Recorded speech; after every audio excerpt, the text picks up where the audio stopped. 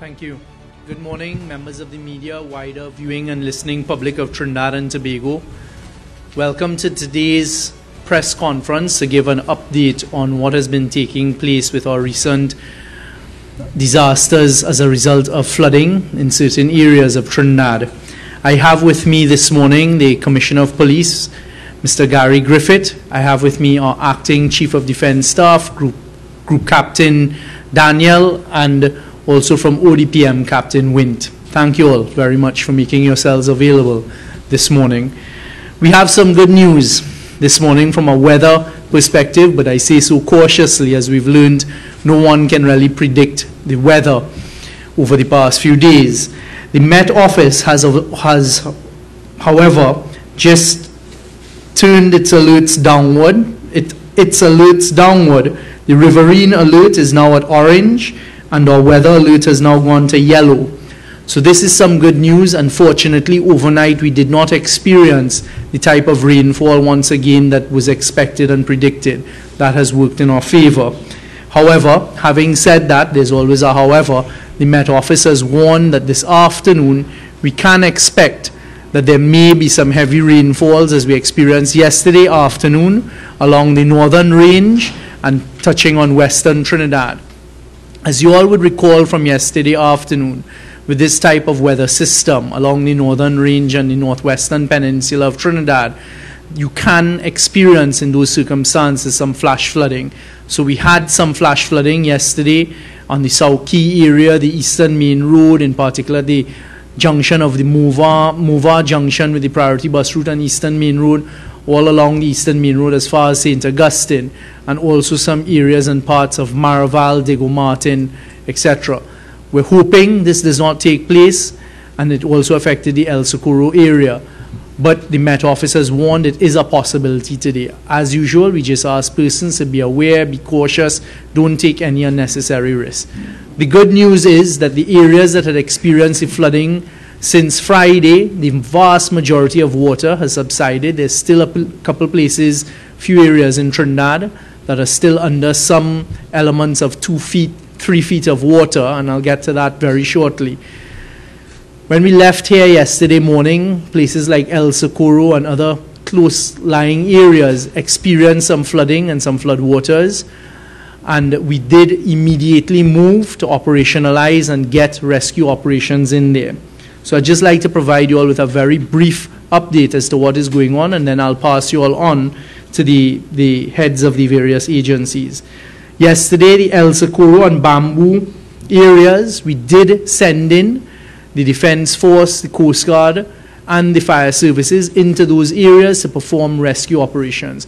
I saw news reports last night suggesting that they weren't being provided with resources, etc. Again, resources were sent out, resources were deployed. The ODPM is in charge of the deployment of resources. As I've said, from the time we began to feel the effects of these weather patterns, it is always an instance of deploying limited resources. And the resources will go out and we will try to identify those who are most in need. Interestingly, you all would have noticed, those who are following international news, that a country like Qatar, yesterday, quite ironically, experienced in one day the amount of rainfall that they expect to experience for a whole year, and they had serious flooding issues. The point is that the world's weather and climate patterns are changing. It is something we need to be aware of. We will get more resources as we go forward in the future. At National Security, I can tell you all, we have already begun the process of procuring additional resources, meaning additional boats, additional generators, and these types of resources for going forward in the future. So we are not waiting for the next event. We have already begun the procurement of additional resources. The Uriah Butler Highway, as you all are aware, is practically clear, both the northbound and the southbound lane. There is still about 30 meters on this one side of the southbound lane of the highway, so traffic should be flowing normally along there. Because of the weather we experienced yesterday afternoon, there were a number of landslips and landslides, for example, along the Lady Young Road last night. We're in the process of clearing those. In speaking to the Minister of Works overnight and even this morning and up to a short while ago, Lady Young has become an issue. It is something he has been monitoring along with his technical people over the last year. Because of land slippage and the movement of land, there are landslides taking place along the Lady Young. They are looking at it. There was also a landslip and landslide in Carenage that started over the weekend yesterday. I would like to thank once again the men and women, Ministry of Works, persons associated with the various regional corporations, or Defence Force, or Police Service, or Fire Service, the ODPM, all of the various persons who have volunteered, or public servants who have been working overtime in trying to clear things up and make roads accessible. This happened again last night in Carenage. They were able to clear one lane, and I think by about 9:30, 10 o'clock last night, they were able to clear both lanes of the Western Main Road where there was that landslide in Carenage. We continue to monitor these areas. We continue to monitor once landslides take place. We are deploying resources. I have been in contact with various ministers during the course of this morning. I've spoken to the Minister of Social Development, and her teams are out on the ground assessing. They completed a number of assessments yesterday in Kelly Village, St. Helena, in Greenvale, etc., and they're pushing hard to complete as many as possible over the next couple of days. And we're hoping to start, those that are already done are being processed, and we're hoping to make the payments this week for the first set of people. That is going to be an ongoing exercise. The cleanup exercises are very much on their way, ongoing. Greenvale area, St. Helena.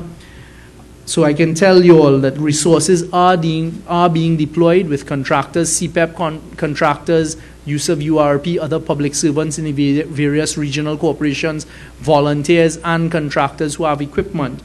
Hillary Park, Boykato Road, Constantine Trace, Ross Trace, Mahadeo Street, the main road in St. Helena and associated roads, Madras Road and the other areas, as I just said, in St. Helena, Las Lomas, Greenvale. In Mayaro, the Cedar Grove area is still under some water, as are other areas in Ottawa. The Nariva, the Manzanilla stretch, there's still some areas that are underwater. So we had some buses, etc., trying to come through, and they couldn't make it this morning. So there are still those areas underwater. We'll continue to provide alerts. And I emphasize again, once again, please do not take unnecessary risks. The Mafeking area is still underwater. We have deployed resources in these areas. In speaking to both ODPM as well as the Minister of Rural Development and Local Government, we have been deploying more and more resources into these areas. I know that the Defence Force got down into Mayaro yesterday, the Mafeking area and other areas that have been under flood water. Having said that, unfortunately, a lot of these areas are in low-level, low-lying plains that are below the watercourses, and you can see when you look at them from overhead that they are, why they're perennially faced with these floodings. Yesterday, we had flooding in El Socorro. As you heard the people say, this is something they've experienced. They had similar floodwaters and experiences last year. These things, whilst people may say they can be predictable, are not predictable. What you do is exactly as I've just said. The Met Office warns there can be flash flooding, etc. What I ask is that persons, when we give these alerts, take them seriously. Unfortunately, we as a society have an attitude that sometimes we don't take all of the precautions we can take. Let us learn from this experience. We take it more seriously. But what I can say is the state will continue to work, and we have all of our possible resources out on the ground. As I said, the Minister of Social Development, her teams are out assessing. I thank them for the work they're doing. In discussions with the Minister of Social Development, they have changed the methodology of assessing, because we recognize, especially in places like Greenvale and other associated areas, we don't expect persons to keep their appliances there, etc. And they are developing different tests, looking at the level marks in the Greenvale area. We know that practically everybody at a certain level would have suffered loss. We are moving as quickly and as swiftly as we can. I've also been in contact with the Minister of Agriculture, Lands and Fisheries. He is out on the ground, and they were actually moving the carcasses of dead cattle and pigs and this type of thing out of our water courses this morning. They're in the process of clearing our water courses. The Minister of Works is out on the ground, going from area to area, along with his crews. They're now doing assessments of any damage that may have been done, etc. The Minister of Rural Development and Local Government, their crews are out. They're taking more and more resources to the areas that need it. We hope to be able to reach everyone. Now, I saw as well yesterday the suggestion that in some spread out areas, nobody from the government has gotten there, no public servants have gotten there. Understand that a lot of these areas, especially, for example, in the Sandy Grande, Toko Sandy Grande area, the Carapo areas, etc., is very spread out. We are making our ways there, but it is also not unreasonable to try and reach out to the various corporations, reach out to some of the numbers to let us know that you need help. What is the type of help? We are trying to still deploy as much resources as possible. The shelters are still open. Over the next few days, we'll be doing an assessment of what takes place with these shelters, etc. We continue to man the shelters, get health services there, food, water, clean clothes and other items. I thank all of the volunteers and the workers who are manning these shelters and services. I thank the people who are there. I thank our officers for continuing to provide a level of safety and security and giving people a sense of comfort, because we do recognize that people have gone through a very traumatic experience. There's a lot of fear out there, a lot of uncertainty in some instances. And the men and women of the police service, the men and women of the defense force, I thank them as a citizen of Trinidad and Tobago for the phenomenal work that they've been doing, working around the clock and overtime. We continue to have a center that is being manned in the Malabar area so they can deploy the necessary resources from out of there. At this stage, that's as much as I would like to say. I will pass it over to the Commissioner of Police, then our Chief of Defense, Acting Chief of Defense Staff, and then ODPM. Thank you.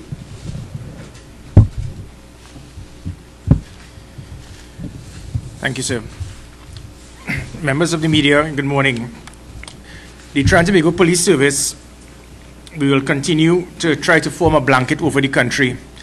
The concept of operations, what we have used, involves the operational command center, whereby there's been a push and pull of information, where we will be getting information from the different arms in the Ministry of National Security, the Ministry of Works and Infrastructure, Ministry of Works and Transport, and also then pushing information to our relevant divisional command centers. So the divisional command centers have been providing information in real time to our operational command center, which is why you would have been acquiring numerous pieces of information in real time. I think it would have been the first time in years you would have seen text messages being passed to the country on all of your mobile phones, advising the public as to what was actually transpiring in that artery that can divide the north and south, which is the Uriah Butler Highway. Dealing with the Uriah Butler Highway, Trinidad and Tobago Police Service, we continue to adhere to our responsibility for traffic management. The Minister of National Security has explained the concept of operations. At this time, it is a free flow of traffic on the north and southbound lane. There's just a small piece of water, just about for 30 odd meters, where the 3 lanes will go into 2. So we will continue to monitor and deploy units and personnel around the island as required. We will still be heavily involved in assisting in relief efforts in the Greenville area, managing traffic and other duties. Likewise, Kelly Village and St. Helena. We will remain in the Greenville area on a 24-hour basis, ensuring the safety and security of persons involved in cleaning up, as well as to ensure that there will be no looting or other illegal activities, where at times in situations like this, people tend to take advantage. I wish to take note of concerns that I noted. The Trinidad and Tobago Police Service, our job is twofold. It is to actually ensure safety and security of citizens, reducing crime, but also to minimize the perception and fear of crime. I think it is very unfortunate where some messages have been passed on social media, and when that happens, we have heard situations such as 13 persons drowned, 16 persons missing, and this is pumped on social media. I don't know whether it is deliberate or based on the fact of persons feel that they wanted to contribute, and that is your right. So I'm not here in any way to affect anyone's democratic right. My concern is if it is that you are sending something, you cannot come after the fact and say, well, you just received a message and forwarded it. That is irresponsible behavior. When you send messages like this, what that does to the Trinidad and Tobago Police Service boasting and putting on social media that 16 persons have been missing. What that did, it forced me to have to utilize my resources in another area that can affect law-abiding citizens and the situation where threats were really being escalated. So I think it's very irresponsible, and we cannot be using social media as an avenue for whatever reason you have. I have my job to do, and my job is certainly not to make friends. My job is to secure each and every citizen in this country. And when persons use social media to make irresponsible comments to say that I know for a fact 13 people have drowned, and then I have to pump security resources in that area, and then after another one, he will come and say that 16 persons are missing, and he knows for a fact. We cannot continue like this. I ask the citizens of Trinidad and Tobago, yes, it is your right to pass information. We recall a few weeks ago when information was being spread around the country that to block the roads as a show of resentment.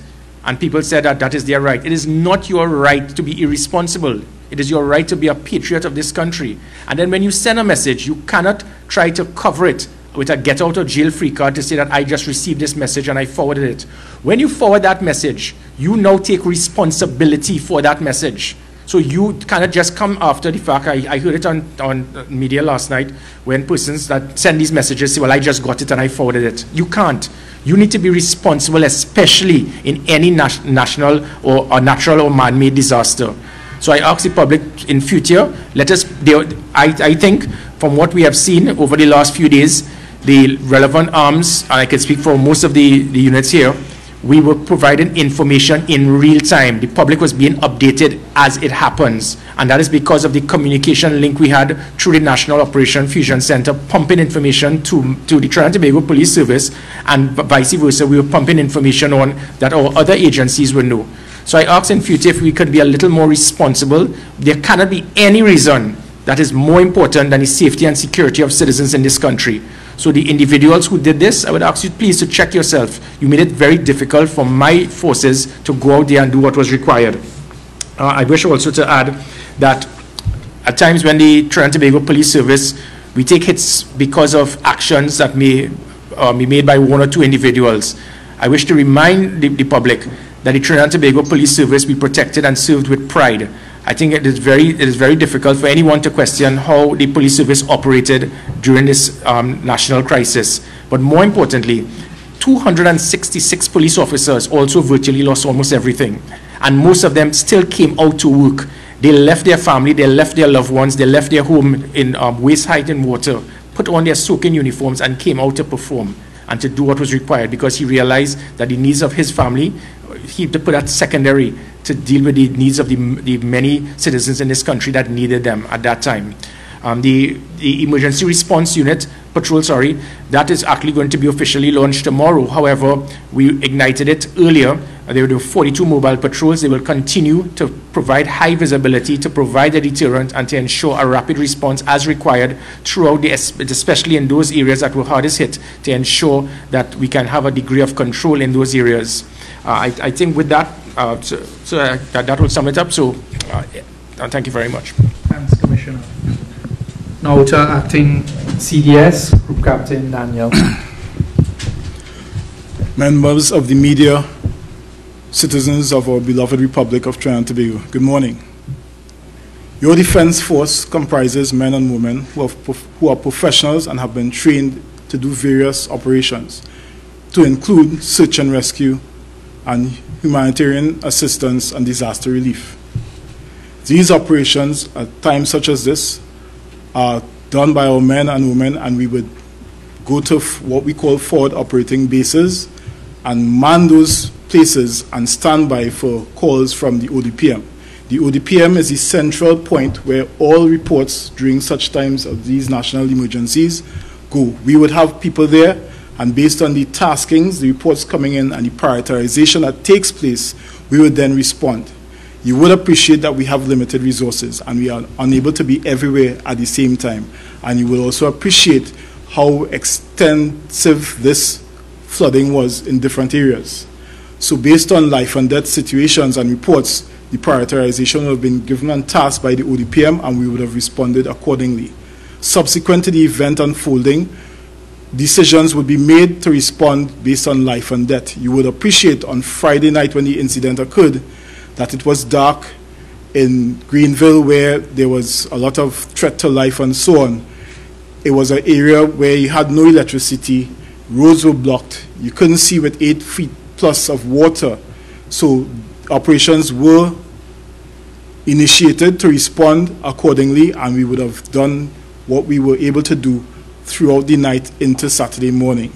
You would also appreciate, as was mentioned by the Commissioner of Police, that some of our personnel were in these affected areas, and they would have left their homes to come out to duty to respond. I want to take this opportunity to thank the men and women of the Defense Force for their service to country in light of what has occurred, and also, more importantly, their families for understanding that their spouses, fathers, mothers, brothers and sisters had to leave home to go to duty in spite of what may have been happening where they would have been affected. I would also like to point out that in addition to responding to this incident, we still have normal duties that we have to carry out. We still have IATF patrols going on and all the other assistance that we do to the police to keep law and order and assist them as required. We are still conducting coastal patrols, aerial patrols, and what have you. This is an important point to highlight the limited resources. Of course, based on the need, we will pull people from where is necessary to respond to the required calls.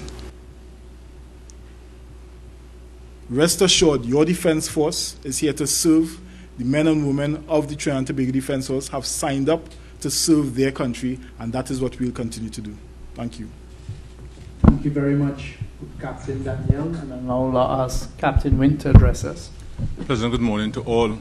First of all, let me thank all the various agencies who have been assisting in the response and recovery effort. Particular reference must be made to the numerous volunteers who have come out to assist the impacted persons and giving up their time. So far, the ODPM continues to coordinate with these agencies, particularly the Ministry of Rural Development and Local Government and the Ministry of Social Development and People, as we commence the damage assessment to provide aid. These agencies are equally and ably supported by the Trinidad and Tobago Defense Force, so we can have these assessments done. As the Minister said, we still have water in certain areas of like Mafikin, Bamboo, Sikoro, Cedar Grove, which are being attended to. Cleanup operations has commenced in most of the areas. They are ably supported by CAPT, the Defense Force, and again by volunteers. And the ODPM continues to support the distribution of relief items. The Ministry of Rural Development and Local Government has set up a local disaster collection and distribution point at the National Tennis Center in Tacarigua, to which persons, the items donated by persons are being collected and then distributed to the numerous corporations. As previously indicated, the Met has downgraded its red alert, and I wish to ask the population to be extra vigilant as we are still susceptible to tremendous rainfalls along the island, and therefore once these events occur similar to particularly yesterday evening, I will ask persons to exercise caution, sometimes delay your travel as you move along, because we are seeing severe flash flooding and street flooding in those areas. Going forward, the ODPM will coordinate with all the other agencies in the collection, distribution, doing the damage assessment, and trying to bring persons back to a level of normality. Incidents like these will take time. Recovery is normally longer, and therefore I support the call for us to really band together as a society to ensure that we help our brothers, we support them in their time of needs, and we go through this. Going forward, again, we will be dealing with the limited resources, and we will be applying those resources to those areas that need it, and as we get the requests, we'll continue to do so. But at this point in time, I will emphasize we are in the late part of the response. We are also doing active response, and we are in the recovery phase, which normally takes a lengthy period of time. The respective agencies will handle those personal issues like the housing grants, the repairs to those homes that have been impacted, and we will be coordinating with those entities and providing relief. I now hand over. Thank you very much. I hand over to the Minister. Thank you. Thanks, Captain. As Captain WINT has just emphasized, we are now in the cleanup phase, whilst recognizing there's still some rescue type operations taking place in some isolated areas in Bamboo, Mafeking, Cedar Grove Road, and some of these other areas we are aware of. But right now, we're in the middle of the cleanup phase, which is a very important phase. And I remind people to be careful, be cautious, because it's all about health and safety at this stage. We have been asking for removal of rubbish items, etc., getting water into the various areas so it can assist in the cleanup. That is what is taking place. Alongside that, with the assessments to try and help people get back on their feet and their lives return to normality as quickly as possible. It is going to take some time, but I can assure you, I spoke to the Minister of Social Development and Family Services this morning, and her staff are out there. I thank them. They're working as hard as they can to speed this process up and get it out as quickly as possible. Those persons who continue to want to donate goods and items during the course of today, we'll get the type of list out. We've done an assessment of what it is that people can utilize and use, and we appreciate all your help. There has been a massive outpouring, I have to say, as usual, from the citizens of Trinidad and Tobago with desires to assist. I have been personally reached out to by persons, what can I do, where can you deploy me, etc. I've asked persons, look, just hold straight, because we were in the process of conducting rescue exercises and cleanup exercises. It is being coordinated. We will, during the course of the day, let you all know what are the type of items most in need and where they can be dropped off for proper distribution. Another point coming on the heels of that, the Prime Minister yesterday thanked our various CARICOM neighbors and other persons who foreign countries that have reached out, sovereign entities that have reached out, and countries that have reached out us to provide help. I mentioned it yesterday. There has been an outpouring by the international community of concern and a desire to help. We've thanked them at this stage. We don't think that we require the foreign assistance. We thank them very much for all of the offers. If we do need it at that time, we will ask for it. Before taking a few questions, it's very, very important that at a time like this and what we've just come through and we continue to be working through, to take the time to really push the positive news and to thank persons, because people have really worked over and above, even though, as you heard the Commissioner say, and the Chief of Defence Staff, even those whose families and their lives are personally affected have come out and they've done yeoman service over and above for other citizens who've been affected.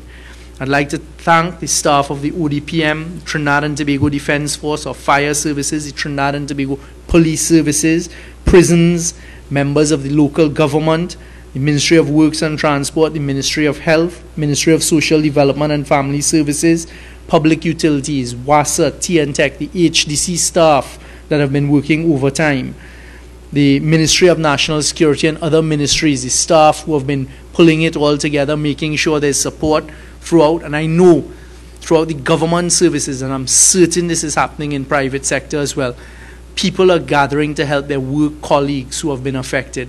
And the banding together in communities and amongst your work colleagues, the outpouring of love and assistance shows that there is a tremendous amount of hope and continued love in Trinidad and Tobago. All of the members, you the members of the media, for assisting us in getting our messaging out and coming to these daily conferences and pushing the news out. And finally, all of the citizens of Trinidad and Tobago who have just come out with an outpouring of love and a desire to help. As a citizen of Trinidad and Tobago, and as a member of the government of Trinidad and Tobago, I sincerely thank you for what you've done, and I ask you to continue doing it, because we continue to have cleanup operations going on. The persons who are affected, it's going to take some time for their lives to get back in order. We are, through the Ministry of Health, even the Ministry of Education, where their social workers are volunteering to assist, as well as the Ministry of Social Development and Family Services, trying to get the kind of psychological and other help to persons who may need it. Thank you. And we will be pushing out necessary information as we go forward. At this stage, I invite questions. Good morning. Good morning. Good morning, Mark Bassan from TV6 News. Minister, you indicated earlier that the methodology of assessment would be different for some of the people in Greenville. Can you clarify, does that mean that they will get additional help in terms of a grant that will exceed 15,000 or any other kind of help? Thanks for that opportunity. No, it's the methodology of assessment is they're applying more common sense to it, and they're doing it for the circumstances. It is not an increase in grant for anyone. There is not going to be any discrimination in grants for any specific area. The grant levels remain as are, but in the Greenville area, anyone who's been on the ground there would know that you can state as a fact without fear of contradiction that up to a certain level, so all single-story homes, all two-story homes, you saw in every single home where the water level reached above counter height, so it would affect all appliances. You would have seen the washing machines, the stoves, the fridges, the televisions, etc. So it is easy in an area like that is actually a blocked off area to say, look, this is where the water level reached, so you know anybody below that water level has suffered loss and damage. So it makes the assessment that much easier, but that has nothing to do with the quantum of the grants being given. Now, you also said that, just on a point of clarity, did the Prime Minister said, hey, we'll let you guys know, the regional leaders, if we need your help later, or was it a blunt refusal? We are never going to dig our heels into the ground. At this stage, the Prime Minister has graciously thanked all who have volunteered assistance, and he said, at this stage, we don't require it. So there's a flood relief of 25 million put aside, but if it exceeds that and you see the need, then you think that you might have to call on the assistance of these people? What I've heard this argument that $25 million is not sufficient. First point, all of these grants continue to exist. So in the budgeting exercise, there would have been money put in even prior to this for these various grants, etc. The Prime Minister has will be asking Cabinet this week, we want to put aside an additional $25 million. We take it from there. People are already, it always surprises me how people make arguments prematurely. Let's get there. The government is not going to say, we hit 25 million, shut the doors, everybody go home, tough who didn't get. But we are not as well going to just say, look, open the doors. We don't know. I am certain, because the last time this happened, I think it was 20 million or up to 30 million we put aside. And you'd be surprised at the low level of legitimate requests and grants that were given. It didn't even touch anything near that. So let us wait and see what happens. The government is going to be processing, and the legitimate claims will be dealt with. No, I know that this might be a very difficult question to ask. Just one at a time, one at a time. I know that this might be a very difficult question for you per se, but has the solid waste management, we have seen a couple of videos about debris, and of course there are health concerns raised with mosquitoes and rats and leptospirosis. I think there were like 15 cases apparently up to yesterday afternoon. Can you give us an indication in some measure of what is being done and which ministries is tasked with that responsibility to ensure that the cleanup efforts are done in a very swift manner? What this time has shown is it really is a whole of government approach, and that is how we've been approaching it. So we actually have communication chats set up with the various ministers, public servants, etc., where we're pushing out the information and getting the responses. That particular question I can respond to. So from even before yesterday, we recognize that when the cleanup exercise starts, you don't want the gathering of rubbish outside, because that presents health hazards, especially when you start to have the sunny weather, things start to dry. There was an upflow, I'm certain, of sewage, for example, in the Greenville area. You saw it. You saw the videos of what was taking place, etc. The Ministry of Health obviously takes lead on the health issues. The Minister of Health has ensured that public health officers are out there. The regional corporations also have similar type officers. They are out there. On the cleanup side, yes, SwimCall has been alerted. They're also private contractors. The Minister of Public Utilities has been pushing that along with the Minister of Local Government to try and ensure that we have pickups and cleanups. Even the Minister of Planning has been assisting in the coordination. She has come out and she's been leading us and telling us, look, these areas need assistance. in St. Helena there's a need for pickup, can we get it?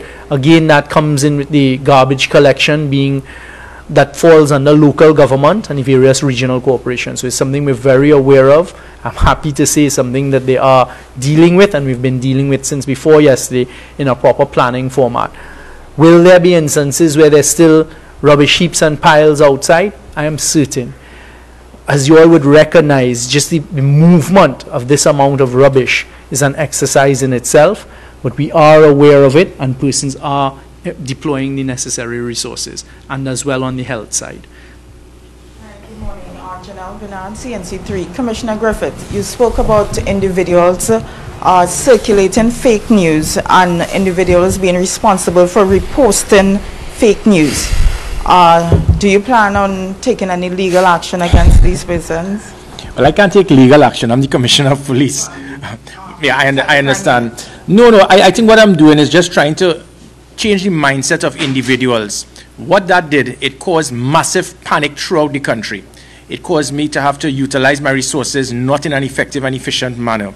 I do not know what was the reason for it. Having said that, I know many people, they get information and they try to pass it on to friends or loved ones because they feel that they are trying to contribute. But what I'm asking is, you saw how the communication system worked in this. The public, you were getting information in real time throughout all of the arms of law enforcement. The Ministry of National Security were in full control, and it was being sent back through the relevant units. So there is no need. We know social media has been what it is usually say about social media, sir. Social media, it can be an advantage, but it can be a liability. When false information is pumped, whether it is with you really had good intentions, or whether it was just deliberate to be malicious and to cause confusion.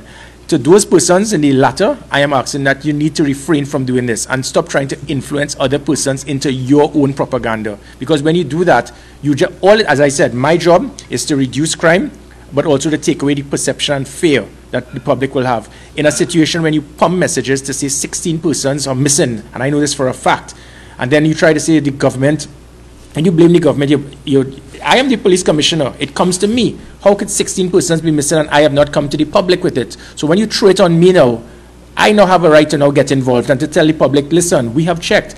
I looked throughout every station. On every 30 minutes, we were getting real-time information from all the operational command centers to the operation command center at Riverside.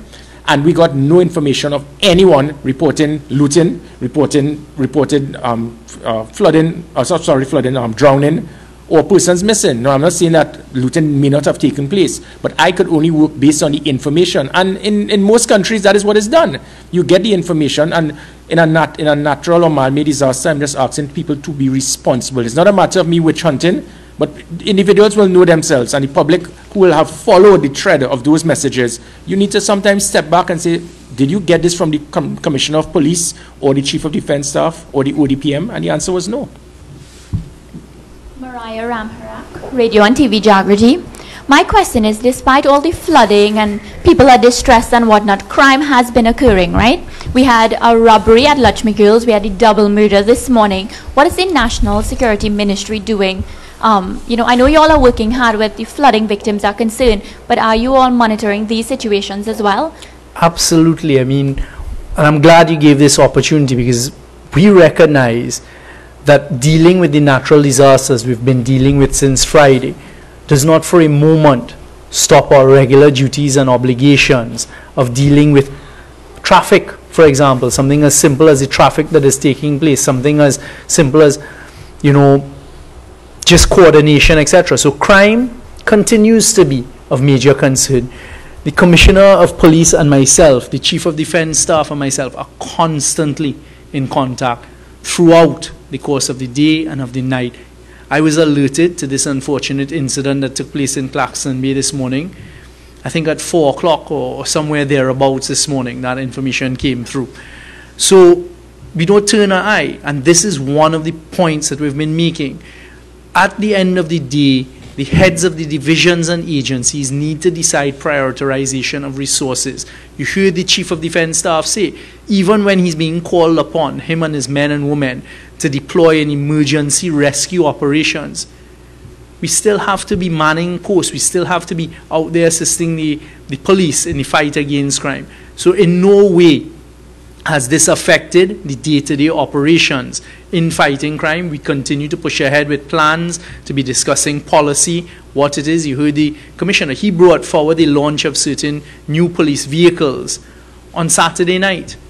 Left here on Saturday night to go down and do that, even though it's supposed to take place tomorrow morning, because of the situation and circumstances, that we wanted to get more police officers out on the, and it wasn't to the flood areas, but it was just across Trinidad and Tobago, because we recognize that at times like this, there are going to be some criminal elements in society who think it's an opportunity, and our message to them is not an opportunity, because we are still working hard.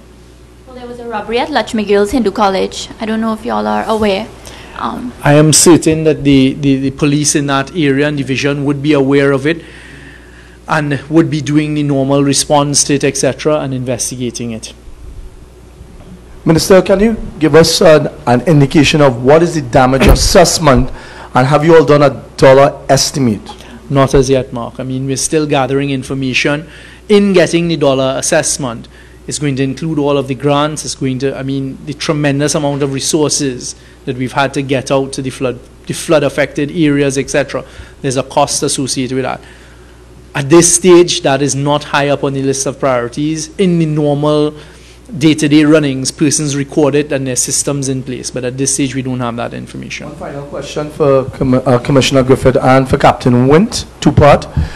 Could you give me an indication of how many calls came into command center on Friday night this disaster in terms of flooding?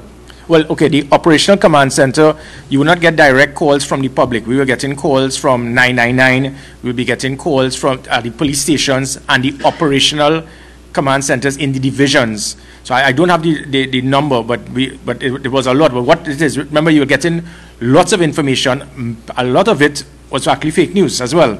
So it took away a lot of the time from the 999 callers, which is something that we also will be revamping. That 999, we have a system where almost 2/3 of the calls, it is fake news, it is just false messages being passed, and it affects the real operations.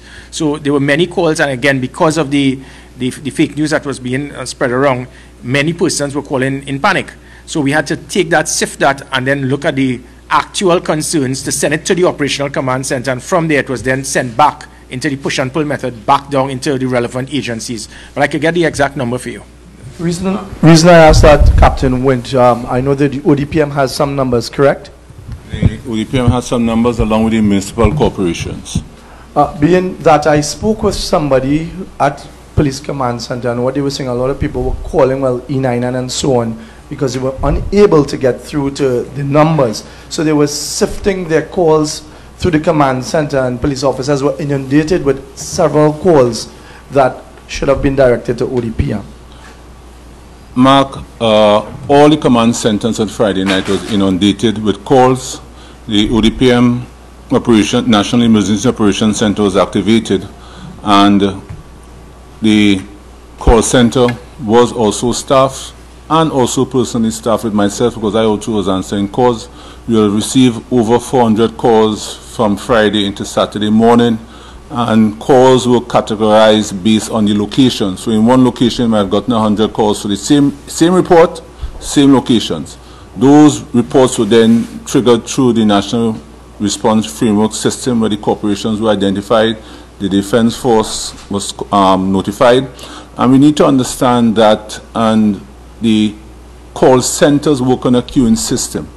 And I'm constantly reminding the population that when you call, you might be number 5.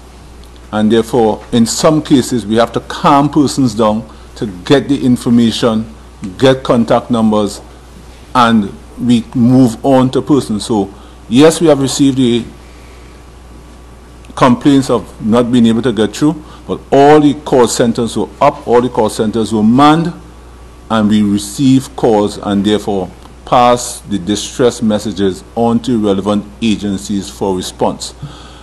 The exact figures, as the Commissioner said, can be had, but all the call centers were up, and I asked the population, not only for this incident, but going forward, once you call, please exercise the necessary patience.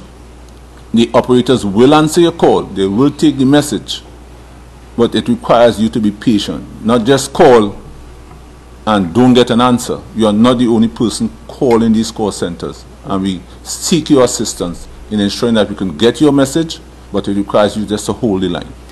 I could add to that instance, because it is something that I saw, to add to just what the Commissioner and Captain WINT have said, first saw during our recent earthquake a couple months ago, because I immediately activated and asked all the heads to come to the National Operation Fusion Center, where one of our inputs of data is that E99 number. And there's a screen that literally is pushing up all of the calls coming in and the information that is coming in. We recognize that there is a need to increase the number of persons who are available to take the calls. I've been having those discussions with the Commissioner of Police, and we as National Security are going to increase it. There was some talk about possibly outsourcing it.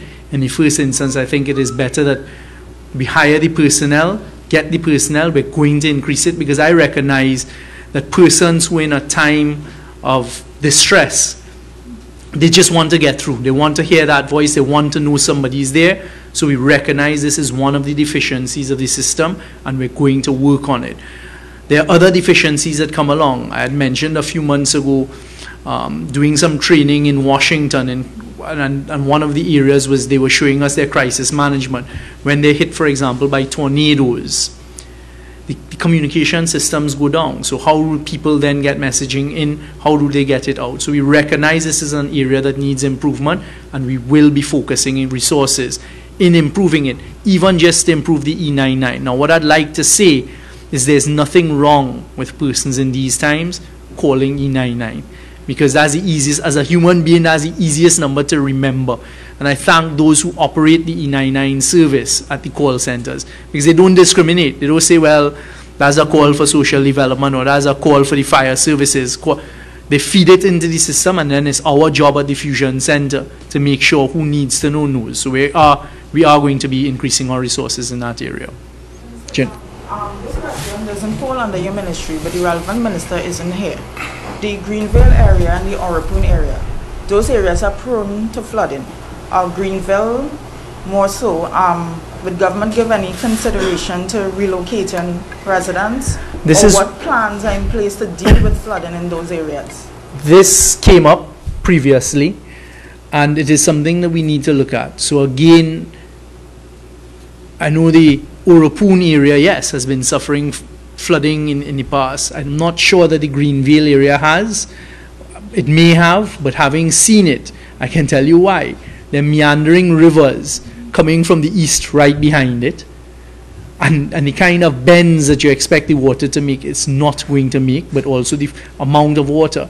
And then right at the entrance, you have coming from the north, all the way up in the northern range, all of the water through La Joqueta, and it's coming straight to the Greenville entrance. And then they expect it to make a 90 degree, there's literally a 90-degree turn. So the end, well, I wasn't there. I've always told people I can't change the past. I wasn't there in the past. The experts have to look at this. The government is not going to bury its head in the sand. The experts have to look at this. They have to come to us with potential solutions and what are their suggestions as to dealing with it going forward in the future.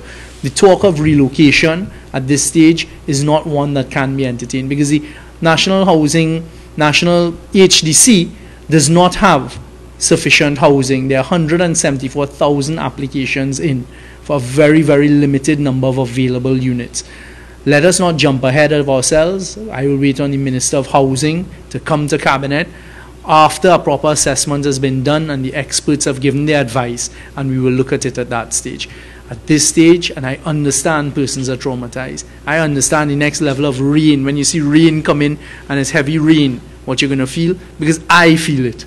Yesterday, sitting in my office after we've had a good day, I saw the rain start, and the Prime Minister calls to say, sure, it is raining heavily here, and then I start getting all of the calls. I, as a human being, I start saying my prayers. So we recognize these things, but let's wait and let's wait for what the experts can say. But the government is not burying its head in the sand. Hi, good day, Minister Young. Shane Supervisor from the Newsday newspaper here.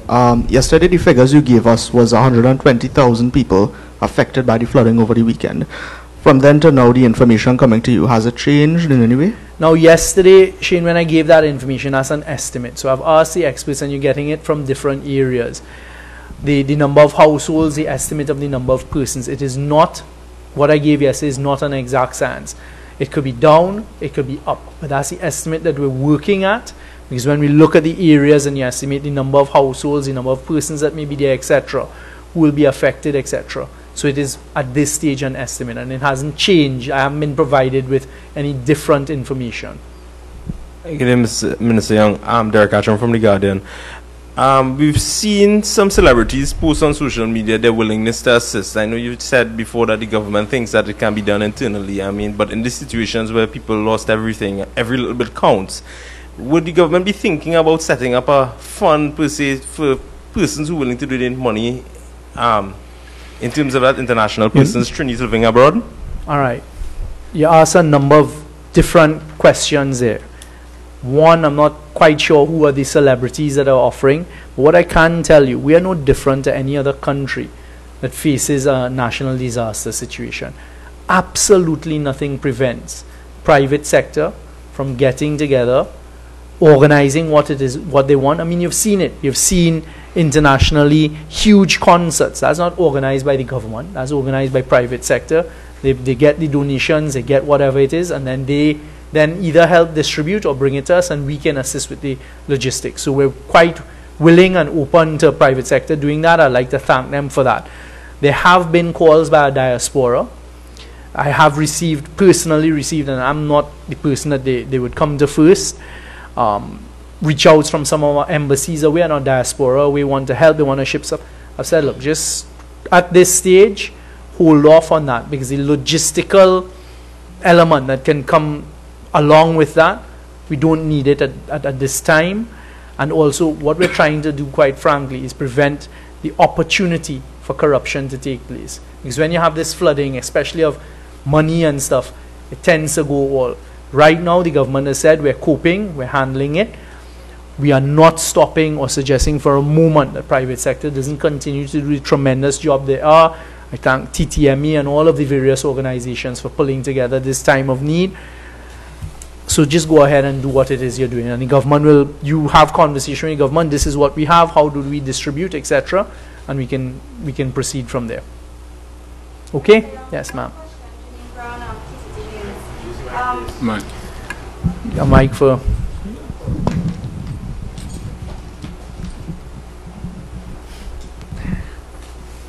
Sorry, Janine Brown, TTT News. The flooding situation starts, or I should say stimulates the conversation on littering and the culture of littering that we have. If you just use an example of the Uriah Butler Highway where people were stuck over the weekend, a bunch of litter thereafter, is there a need to enforce the littering fines? How do we solve this? You would have seen that one in government was ahead on, because I think you would have seen over the budget that one of our decisions in the budget was to increase the fines for littering, etc. It comes down to enforcement.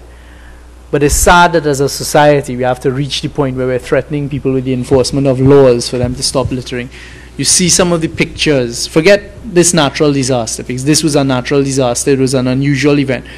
When there's normal flooding, you see at our river mouths and on courses the type of litter that is put there. People, please be responsible. At the end of the day, you're a citizen of the country. Don't do it. I mean, driving on the roads, you see what happens. You'll see a car window open, a box of KFC fly out or whatever, and this type of thing. That's irresponsible behavior. And the young children in school know that, because I've heard the conversation, why after every flood there are all these bottles, etc. So yes, we've increased the fines for littering. We will seek to enforce it. But at the end of the day, it's not to have a big stick over the citizens. Just do what is right. One more question. I know Mr. Garcia is not here today. Any update on school attendance, perhaps a comparison between today and yesterday? Unfortunately, I don't have that data, so I don't want to venture down that road. I'm sure the Minister of Education will give it at the appropriate time. Minister, I know today we gather here to provide a flooding update, and I don't mean to deflect from that at all. But the nation has lost one of our Calypso icons today, Shadow. Any comment from government? Thanks for that opportunity. I was just, before coming here, going to get a release out. It is indeed a loss for us to lose an icon such as Shadow. He contributed in a remarkable and immeasurable way to the development of culture soca, calypso in Trinidad and Tobago. He will be sorely missed.